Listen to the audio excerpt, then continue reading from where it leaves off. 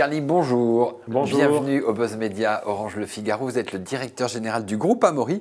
Groupe Amaury, il y a à la fois une partie presse qui fait à peu près les 2/3 avec des titres très connus, Le Parisien, Aujourd'hui en France et L'Équipe. Mais c'est aussi l'organisation d'événements sportifs, ASO, le Tour de France, bien entendu, le Dakar, et puis d'autres activités et pas mal de numérique, nous y viendrons.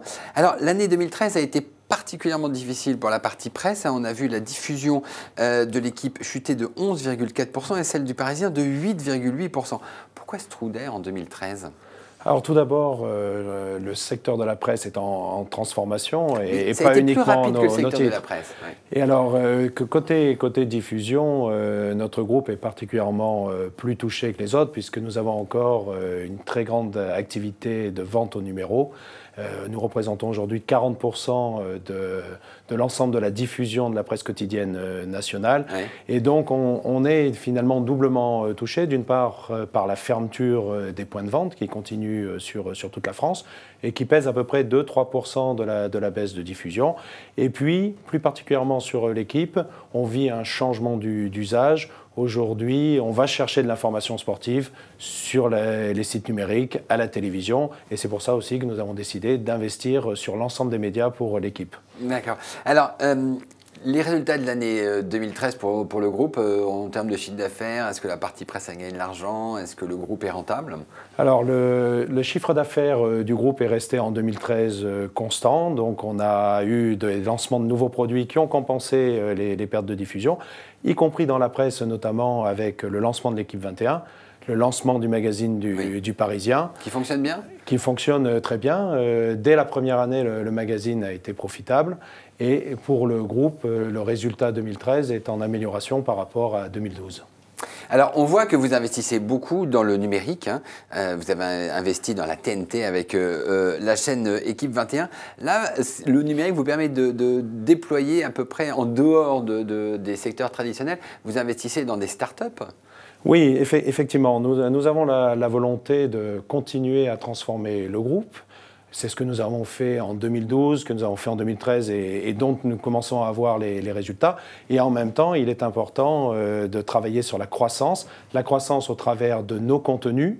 Nous avons lancé de nouveaux produits, je l'ai déjà cité. Et en même temps, il est important de continuer à développer notre savoir-faire et notre offre de services dans le numérique. Alors, nos investissements ont commencé d'abord pour mieux comprendre ce marché, à investir dans des fonds d'investissement orientés médias, high-tech, numérique. Pour avoir un œil et savoir à peu près ce qui se passe. Voilà. Ça, c'est la première partie. Et deuxième partie, on ne s'interdit pas d'investir en direct.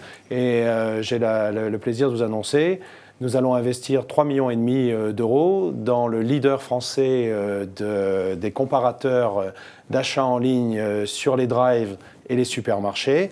L'idée étant d'accélérer, qui s'appelle le Shoptimize, ou Shoptimize en anglais, puisque c'est une marque qui a pour prétention de se développer à l'international, sur un marché qui est en train de complètement se transformer, puisque la croissance de la distribution agroalimentaire se fait principalement aujourd'hui au numérique. Donc on est au début d'un changement important, un marché qui va croître en France et à l'étranger, parce qu'on a la chance d'avoir de grands acteurs français qui se développent à l'international. Et donc, nous avons estimé que c'était important pour le groupe de gagner une expérience dans ce domaine et d'offrir de nouveaux services aux consommateurs. Mais dites-moi, un investissement comme ça dans Shoptimize, donc dans le drive et dans les supermarchés, c'est quand même assez loin de la presse et assez loin du Paris-Dakar. Alors, c'est ce qu'on peut penser, mais si vous reprenez nos valeurs historiques, et en particulier nos valeurs d'offrir au plus grand nombre, un très grand nombre de services et une information utile, vous apercevez que pour nos lecteurs, les lecteurs du Parisien par exemple,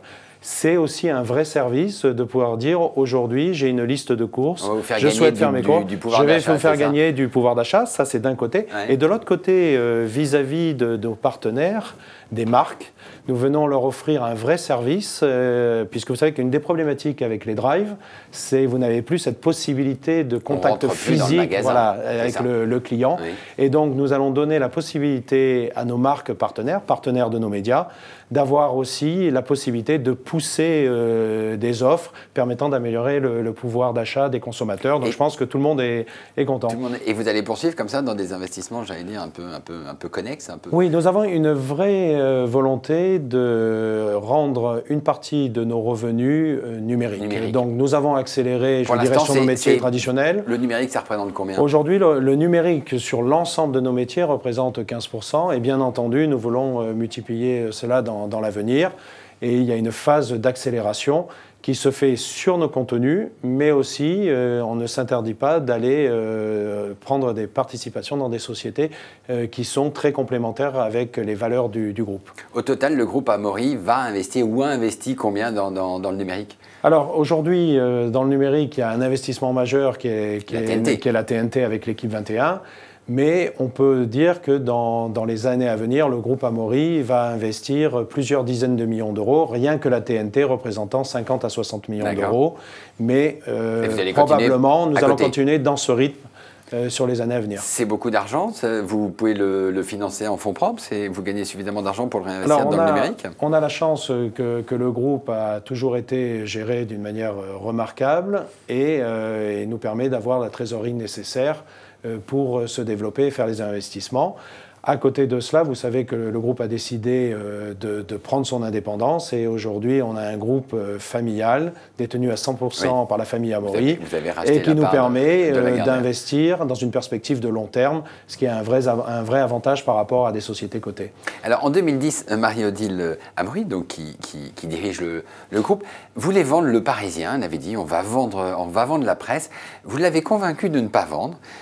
Aujourd'hui, est-ce que Le Parisien est de nouveau en vente, premièrement? Et puis, est-ce que les valorisations de la presse, puisqu'on a vu le Nouvel Obs, vendu 7 millions d'euros, l'IB qui ne vaut plus grand-chose, est-ce que vous dites, on n'a pas raté le coche en 2010? Non, je ne crois pas qu'on ait raté le coche en 2010.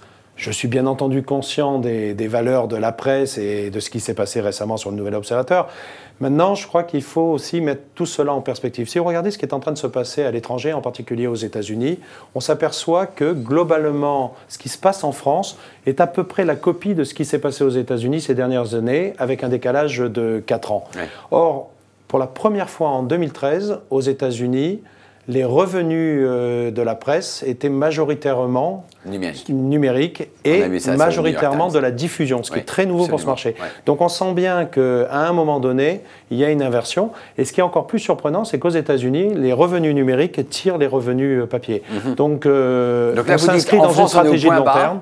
On est au point bas? Non, on n'est pas encore au point bas. Ça va descendre encore? Si on fait une projection et qu'on regarde, on suit à peu près la courbe des États-Unis.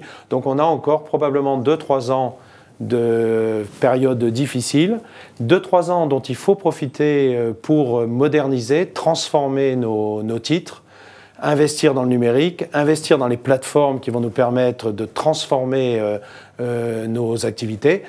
Et si on tient, globalement, ceux qui resteront auront de belles perspectives, et y compris en termes de valorisation. Ce qui veut dire que Le Parisien n'est pas à vendre aujourd'hui? Ça veut dire très clairement que Le Parisien n'est pas à vendre aujourd'hui. Il n'est pas à vendre dans les 3 prochaines années? Vous dites c'est pas le moment quand c'est compliqué? En tout cas, ce n'est pas d'actualité. Si vous voulez, je pense qu'on peut difficilement prendre des positions sur 3-4 ans, mais aujourd'hui, l'objectif, c'est de développer Le Parisien. On investit, on le développe et on crée de la valeur. Que ça remonte. D'accord, très bien. Alors, ASO, on a ce qui est la pépite du groupe Amaury, puisque c'est à peu près un tiers du chiffre d'affaires, mais une grande partie des résultats. ASO est très connu, je vous le dis, le Tour de France et le Dakar. C'est quoi les perspectives de développement? Alors, les perspectives de développement d'ASO sont fortes. ASO s'est développé sur 2 secteurs. D'abord, a élargi ces univers sportifs, puisqu'on est rentré entre-temps dans la voile, avec le Tour de France à la voile. Mais on le sait moins, nous avons produit l'année dernière les images du Vendée Globe. À côté de cela, il y a un développement international. Aujourd'hui, ASO est présent, je dirais, sur l'ensemble des continents. Vous avez probablement dû voir que ASO et le groupe Amaury ont accompagné notre ministre des Sports au Japon pour annoncer la reconduction du critérium de Saitama. Nous étions aussi présents en Chine avec l'organisation en tant que prestataire de service du Tour de Pékin. Nous avons créé l'Arctic Race of Norway, qui est une très belle course en Norvège. Donc vous déclinez votre savoir-faire, c'est ça? On décline notre savoir-faire, mais pas uniquement. Ouais. Ça a été une partie.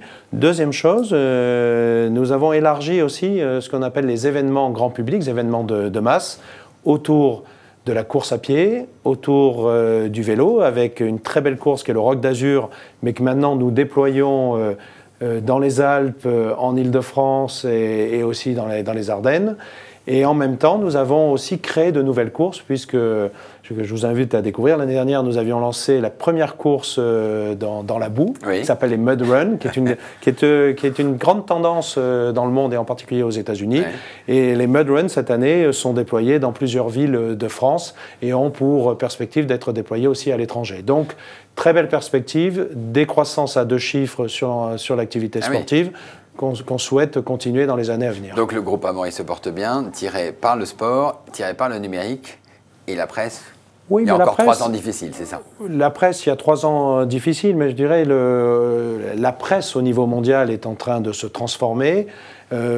On a des marques qui n'ont jamais été aussi puissantes. L'équipe, aujourd'hui, c'est 24 millions à la fois sur les tablettes, sur les smartphones, sur la télévision. Mais même sur le Parisien. Le Parisien, c'est plus de 16 millions de personnes françaises en contact direct avec la marque Le Parisien. Le magazine y a contribué de manière importante aussi. Oui.